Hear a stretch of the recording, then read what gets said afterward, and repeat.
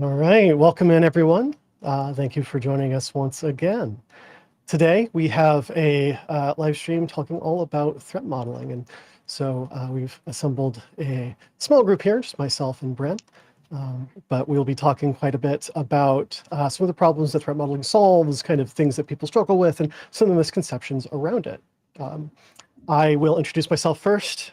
For those of you who haven't seen me before, my name is Tillery. I am the director of training here at Neuvik.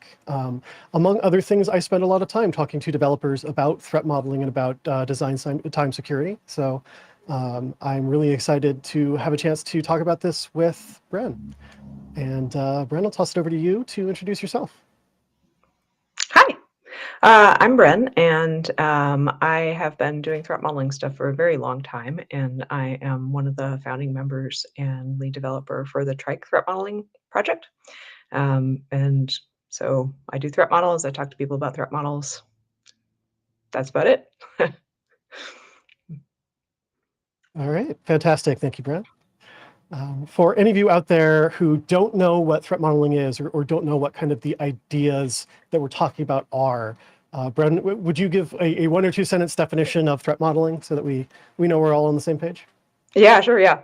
So threat modeling would be taking a look at your system from a both requirements and design perspective, and trying to find both what attackers you're defending against and what you're trying to stop them from doing, and then what you're actually going to do to your design to make that happen. Um, so, so the purpose of it would be you want to discover what the security issues are and kind of prioritize them. And you're looking for stuff that's inherent in the system, and hopefully you're going to do it early to avoid a bunch of re-implementation, rework. So. Yeah, fantastic. I think that one of the things I like the most about threat modeling is that you can do it really early. I think that it contrasts with a lot of the other kind of security mechanisms that we've talked about previously or that people might be employing. And I think that that's one of the core things is not only identifying what problems threat modeling solves, but also why threat modeling over some other tool that might be kind of less intensive in the amount of time it takes. So one of the common arguments that I hear is that things like, static application security testing or other automated tools can find vulnerabilities in software. So why should we do threat modeling instead? And I think that's a multi-part question. One of it is it solving a problem that's different than those tools are? And then the other is, what are the outcomes for the same types of problems that we might want to think about? So,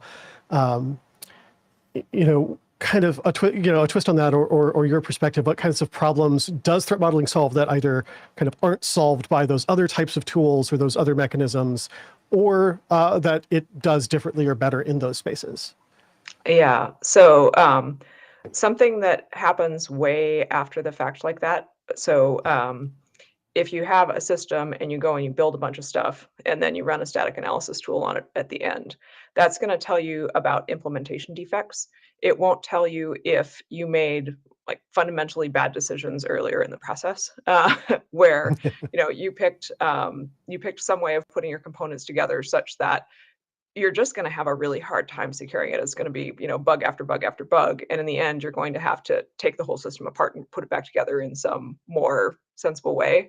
So threat modeling will find that for you, where SAST is never going to find that. It's only going to tell you, did you mechanically do something that is, easy and possible for a computer to find? It's not going to tell you, did you kind of get the whole system concept wrong? And of course, it's going to do it very late after you've built a bunch of stuff. So even if there were some design issue that it could find, then it's going to find it really late. So. Yeah, that's one of the conversations I've started having a lot with people lately as we talk about implementing threat modeling in their organization, or as we talk about kind of what upskilling would be useful for their development teams. Threat modeling comes up a lot because I think that idea of targeting early in the development process really has a huge impact. If we consider the cost of remediation for vulnerability, if it's been found post-production by somebody exploiting it, or if it's been found even in a SaaS tool, the cost to fix each individual vulnerability is significantly higher than the cost to spend some time, learning to do threat modeling and doing threat modeling, which will reduce, or remove entire families of vulnerabilities. It kind of sounds like you're also describing a lot of the things found by automated tooling, things like SAST scanning, as symptoms of a different problem. And that problem might be insecure design, but we don't see the insecure design itself. We see the symptoms of that. So would you describe like findings from a SAST tool or even a dynamic scanning tool as like a proxy metric to flawed design? I think it could be a proxy metric to flawed design. It could also just be poor implementation, Sure. because Okay. you could have a great design and then implement it insecurely and still have the tool find a lot of stuff. So I don't think it's a 100% just proxy Yeah. metric kind of thing. And the other thing I wanted to mention actually is it's not just design issues. So, and I realize that maybe this is one of the ways in which Trike is a little different from other threat modeling methodologies, but it should be your threat modeling methodology should look at your requirements as well and find Yeah. requirements issues. Because if you're solving the wrong problem or you haven't thought through what your requirements are and what security implications they might have, then you have already caused a security problem before you even got into the design. And so, and that's something that, again, none of the tools later in the process will ever find that because they're not looking that high level. Yeah, that's a great point. And I think I do think that, having dealt with lots of different threat modeling methodologies, that's something that Trike does better or maybe earlier in the process that a lot of them don't. And so just to take Stride as the counterexample, since that's kind of the most commonly implemented, threat modeling methodology, Stride will help you with that, but not until you've gone through the process once. You kind of have to have identified where your requirements gathering failed by identifying where security issues might be, to then bring that back around to the next phase of requirements gathering, or to kind of take that back to the business. I Yeah. think that's a really interesting kind of take on threat modeling, though, that I definitely don't think about as often as I should, and that I know a lot of people don't, is the way that it can impact business requirements just as much as security requirements or technical requirements. Yeah. Yeah, and also if you're doing something that is finding design issues like Stride or other methodologies where you find some design issue and then you think, what is wrong with my requirements that I got to this design problem, is kind of the thought in your head. What can I add to the requirements to keep this from happening next time? It's like you're kind of trying to, as a security person, you're trying to project backwards in time to what the business people might have wanted. And it can sometimes end up with a lot of argument between security folks about whether this is a threat or not. If you've ever had that conversation, Mhm. which I think everyone who has worked on a threat Yeah. model probably has, Yeah. and often on implementation issues also, I think that question gets back to, you didn't figure out what the requirements were, so you didn't agree with people up front what was going to constitute a security problem. And so now when you have one, now you have a specific example and everybody's got their horse in the race for like, I don't want this to be a problem because then I'm going to have to do all this rework, is what they're thinking in their head when they're arguing about it. And it would be better if you figured it out beforehand when it was a more kind of neutral problem, I guess. Yeah, that kind of brings the idea of, kind of shifting left and all of the kind of baggage that goes with that, to kind of a higher level. Often we think about, well, you can't really go earlier than design because that thing doesn't exist yet. But here we are asserting that, if you're if you're thinking about your threat model, you're thinking about the way that those interactions happen, you can go a little bit further backwards in time to that kind of requirements gathering phase. And I think it's a really good point, that we have to think as early as we can in as many ways as we can. Um, I definitely, that experience of trying to read the minds retroactively of someone is a thing that we have to do in security a ton. And it's something that developers have to do when they're implementing based on the design. And it's something that, architects have to do while they're designing based on requirements. And often it's something that, the requirements gathering or the product owner or whomever has to do based on feedback or user stories. And so there's so many levels of trying to interpret and read someone's mind, that the more we can take that out, I think the better it will be. I think that also lends itself to the kind of culture of no that security often gets associated with, because we can't read minds. And so we grasp for the thing that we know, which is, how do we make this as secure as it can be, which is not always necessarily, the right thing to be reaching for when there are all of these other considerations along the line. I think that's a really powerful kind of message that I wish I had thought of, but I'm going to claim from here on out. Please. Absolutely. Everyone, it's all yours now. Please take it. Yeah. That definitely brings to mind the idea of like, one of the problems that we often see in development in general is that, we have our security requirements, we have our business requirements, sometimes multiple sets of each of those. And often that means those things are going to conflict in some way. I think that's the biggest struggle I often have implementing threat modeling in an organization, especially one that hasn't put the maturity into thinking what security means for them. And this is a step in that process. I know conflicting requirements and conflicting priorities is a thing that you've dealt with quite a bit as well. Yeah, and I think there's several different layers at which that kind of conflicting requirements thing can happen. And one of them is just straight up like different stakeholders want different things. So as an example, if you look at like DRM, right? There are music publishers on one side, and they really want to make sure that you can't play that music in somewhere where they don't like, basically.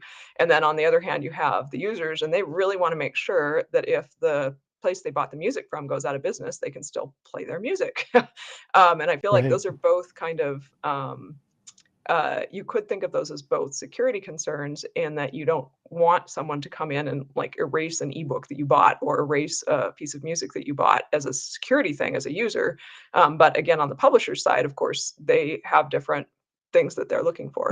So if you try to combine those things, like there's just different stakeholder requirements, and that's one where Yeah, I absolutely. haven't seen anybody find a solution that really makes both sets of people happy. So every situation, you're going to have to pick one in those situations. But then also you could have like a conflict between the functional requirements and the security requirements, where sometimes I've actually seen things where when we do the threat model, there's something that someone says, this is a threat, this can't happen, we have to defend against this. But some other part of the functional requirements is saying, oh no, you have to implement that. I'm like, well, you can't have both. Can't You're have going to have both. to That's pick. right. Yeah. Yeah, in that case. Or you could also have the functional requirements themselves conflict with each other. And that's not always obvious until you start walking through the threat model and seeing, okay, I have this idea that there's an insurance policy and it belongs to one person, and so I'm going to put it in their account. But now, wouldn't it be great if all the policyholders could actually see those claims? Oh, but people are only supposed to see their own content. You definitely don't want people to see someone else's content. And then now all of a sudden, there's folks who can't see claims on their own insurance policy. So I just think it can happen at a lot of different places, that there can be conflicting requirements. That's a good point. And I think that it causes conflict on a bunch of different points, but it also can also empower at a lot of different points as well. Kind of, True. one of the examples that you had was, when your functional requirements and your security requirements conflict. One of the outcomes that I often see, when I teach threat modeling, I teach it to entire teams at once in an ideal world. Sometimes we'll bring in individuals and they'll learn it individually, but in the ideal world, it's a development team all at once. And that helps us to kind of see where everyone fits in. And one of the elements that product owners, scrum masters really like to kind of zoom in on is, by defining what security means for an application, by defining these security requirements as these things that can't be broken, it empowers them to push back on those business requirements in a way that they couldn't before, because they didn't have any knowledge or ammunition necessarily to kind of dictate why that's a problem. They knew it was, but didn't have the words that they needed. Yeah. And I think the kind of story, it's like it makes the story much shorter if you just kind of walk through point by point. And then I think that is easier to communicate after you have the threat model that tells you, what is the story anyway? What's really going on here? So yeah, absolutely. So let's take a quick shift from the idea of requirements with these are the things that must be implemented, and talk about the requirements of timing. Talk a little bit about when does the threat model happen in kind of in an ideal world, and not only when does it happen, but does it happen once? Those are two big questions in threat modeling. Yeah. So like we've already been saying here, you're going to hear pretty consistently from everyone that you should do your threat modeling early, right? So great, we're going to do it early, but what does that actually mean? And when it comes time to actually, it's like, okay, do I start now? Do I start later? So I think that the threat model is actually, I think it exists whether you write it down or not, and that it's kind of like the flip side of the requirements and design of the application. And so,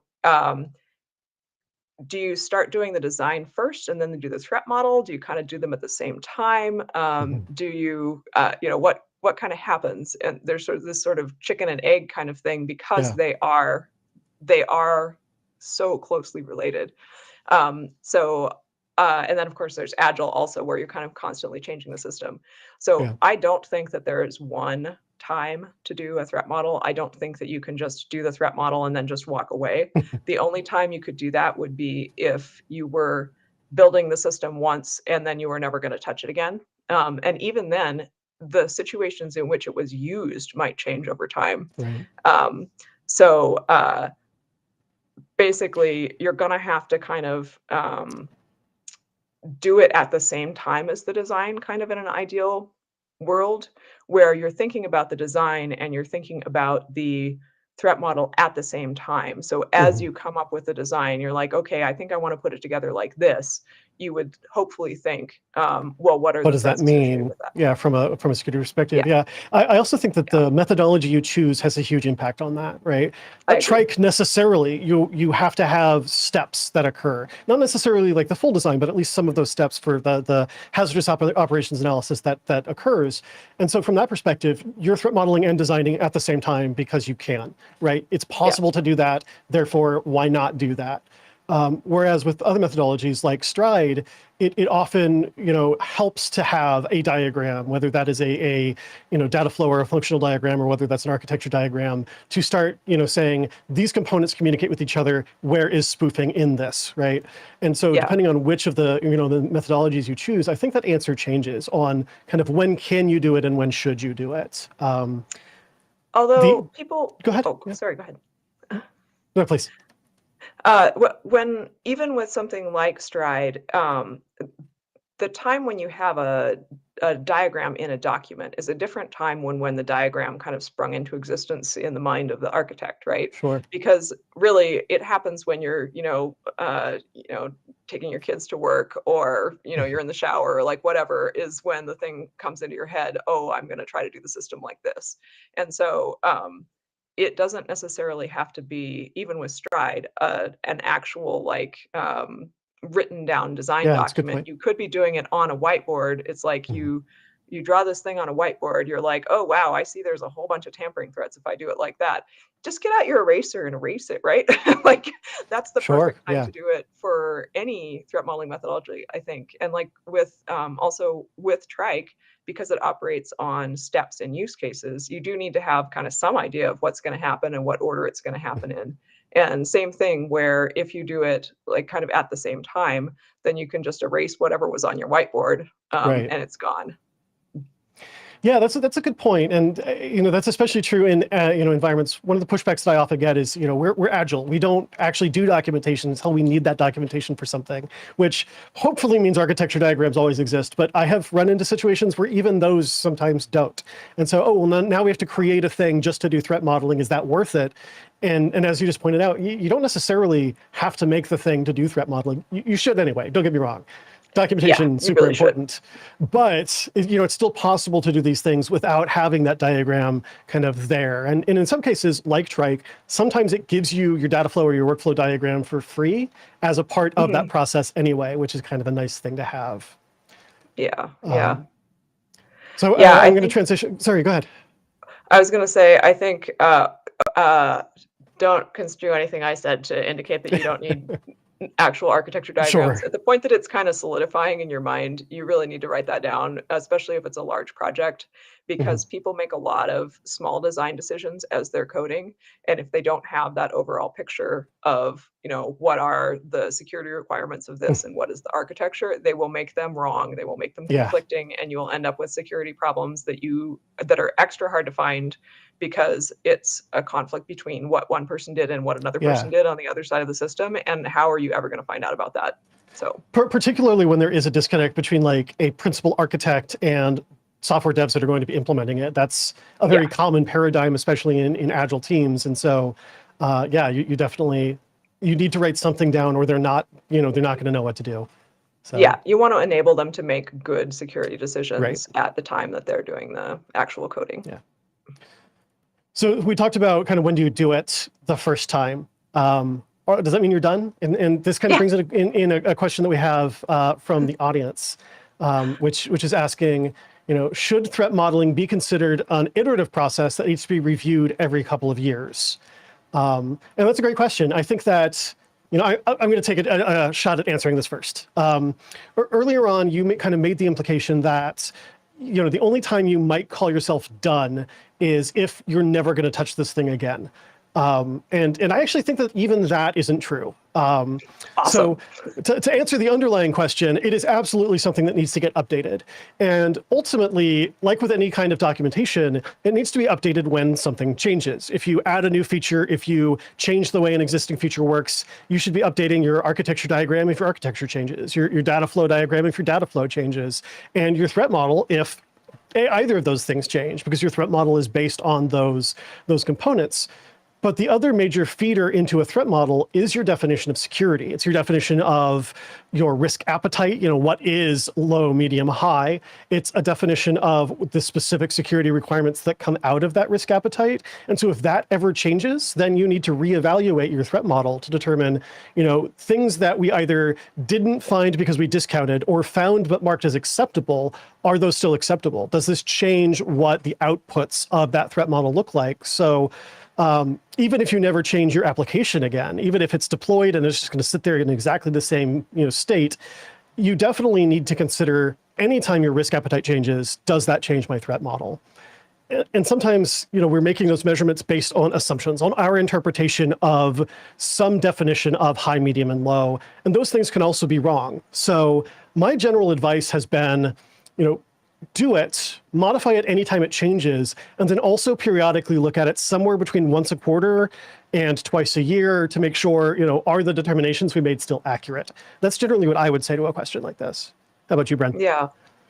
Yeah, I think another thing that would make the threat model kind of change would be a deployment or operations situation. Yeah. So for example, maybe you had everything running on servers in a particular building and you decided you were going to go move things to the cloud.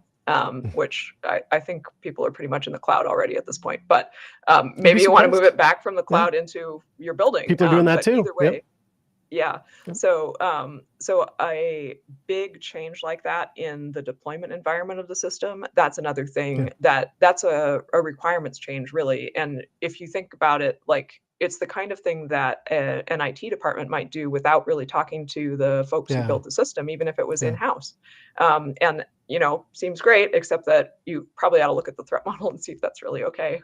So that would be something that I might include as a trigger for updating it. I do think that they need to be updated regularly, and I think that at least for Trike, if you have something that is showing you or any other method where you ended up with some really well-defined security requirements where who the attackers are, in the sense of where are they in the architecture diagram, and what state you thought the system started in and that sort of thing, and what it is that you're actually trying to defend against in terms of actions that those attackers could take. If you know those things, and nothing has changed about the deployment environment of the system, then I would say it can be a pretty fast review because the requirements haven't changed and the context it's deployed in hasn't changed. So although make sure you fix stuff. If one of your underlying technologies has vulnerability alerts out or something like that, then clearly you need to fix that. That has nothing to do with the threat model itself. That's just a general best practice. Yeah, that depends on whether you have considered someone gaining arbitrary execution on a node as a possible threat or not. And if you haven't, maybe you should once you start thinking about your supply chain. Yeah, absolutely. Yeah, that's true. Yeah. So I think that kind of covers that question well, but it also brings into mind some kind of misconceptions, right? And one of them is that a threat model is a project that is finished. And I don't think that that's the case, right? A threat model is a living document that will exist forever. You might get to a point that you have threat modeled the system as it exists today, but that doesn't mean you're done, right? Yeah. So thoughts there? I think it basically has the same lifetime as the system itself. Again, because because from my perspective, the threat model is the security like flip side of the system itself. Of course, it has the same lifetime. Yeah, absolutely. So that's kind of my thinking as well, and and that incorporates all of the aspects of the system. I really like your example of kind of a cloud transformation where something is being deployed in the cloud, because that does have some really interesting kind of side effects in the way that communication is done between nodes, or the way that like encryption standards or key management is done, and all of that impacts the security of the application and needs to be threat modeled. Yeah. You mentioned earlier kind of threat modeling methodologies that have knowledge of who your attackers would be. Does that mean that thinking like an attacker gets you a good threat model? So this is kind of one of my, I think if you've seen me talk about threat modeling ever, you probably already have my take on that one. But I think that thinking like an attacker is not really a good way to think about it, because the attacker, uh, they they need to find one working attack chain. And also they kind of know what they're after, like they know what their goal is. As a defender, you don't really know what an attacker's goal is. Like they might want, zillions of different possible things. And it doesn't Sure. matter what the goal is of the attacker, because your purpose in building the system is not to thwart attackers. Your purpose is to defend the stuff that's important to you. So you have a much larger set of things that you're trying to defend than any given attacker is trying to attack.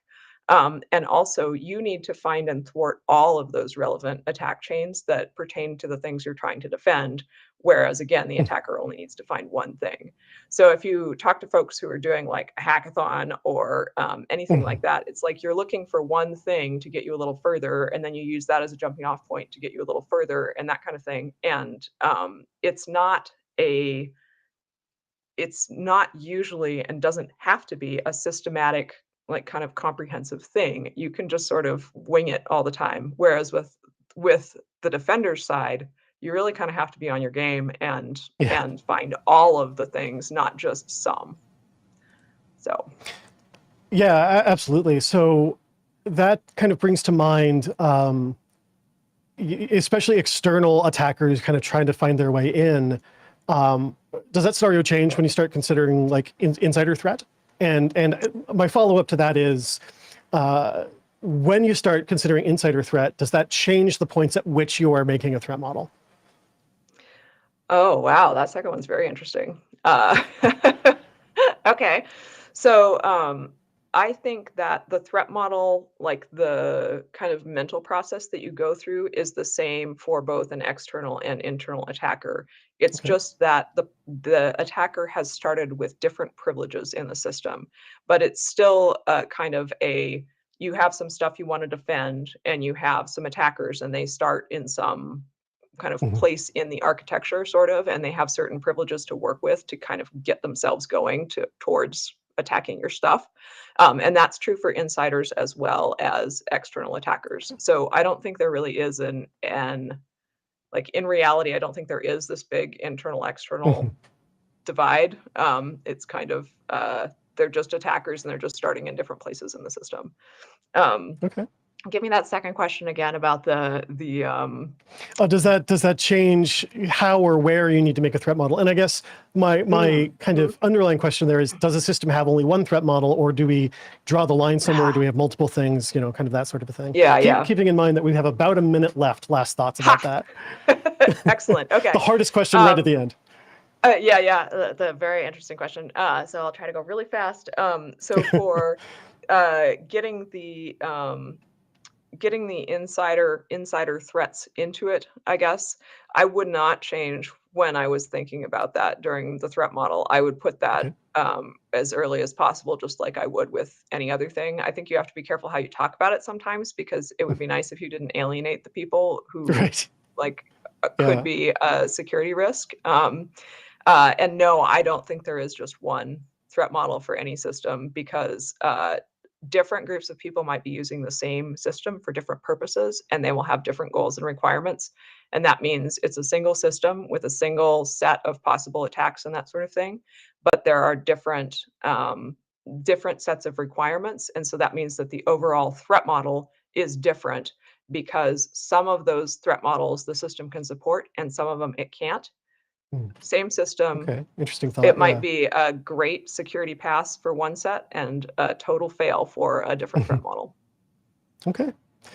Well, thank you so much for your time, for joining me today and talking about threat modeling. It's one of my favorite topics. I really enjoyed it. I hope you have too. Yeah, I did too. Yes, and thanks for having me. It was really fun. Absolutely. And if anyone does have questions, you can always reach out either to us directly, or you can reach out to Neuvik, and I can definitely put you in touch with Bren if you need, or put you in touch with the folks here. So thanks everyone for joining.